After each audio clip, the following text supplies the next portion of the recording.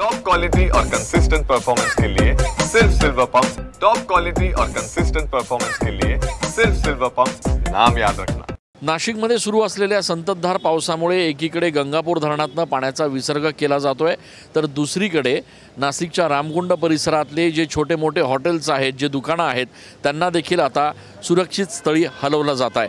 खरं तर गंगापूर धरणातून 5186 क्युसेक एवढ्या पाण्याचा विसर्ग सध्या सुरू आहे।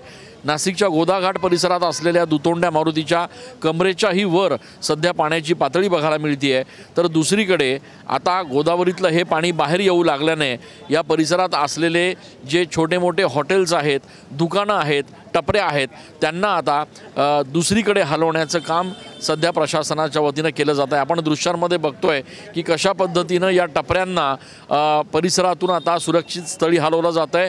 खरं तर पावसाची संततधार पुढच्या 48 तासात कायम असेल आणि त्यामुळे आता गंगापूर धरणातनं पाण्याचा विसर्ग देखील वाढवला जाऊ शकतो।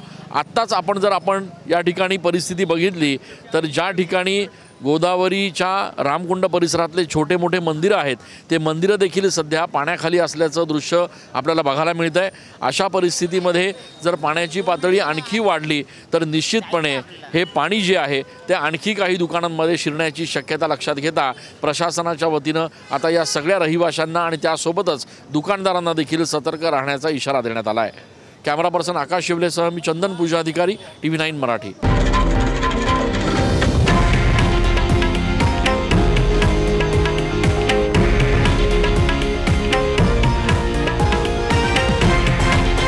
हे आहे देशातील नंबर 1 न्यूज नेटवर्क आणि आपण पाहत आहात TV9 मराठी, एकमेव।